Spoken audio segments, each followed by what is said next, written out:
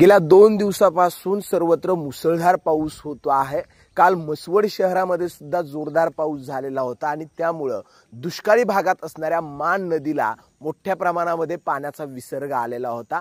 आज सकाळी मान नदी ज्या भागातून वाहते त्या भागामध्ये पूर आलेला आहे आणि सरकोली बंधाऱ्यावरून मान नदीचं पाणी वाहतानाचं दृश्य आपणाला दिसतं आणि कायम दुष्काळी असणाऱ्या पट्ट्यामधून मान नदी येते, मात्र सगळीकडेच जोरदार पाऊस होत असल्यानं मान नदीला सुद्धा आता पूर आलेला असल्यामुळे मान नदीकाठच्या नागरिकांनी सतर्क राहावं अशा सूचना प्रशासनाने दिलेल्या आहेत।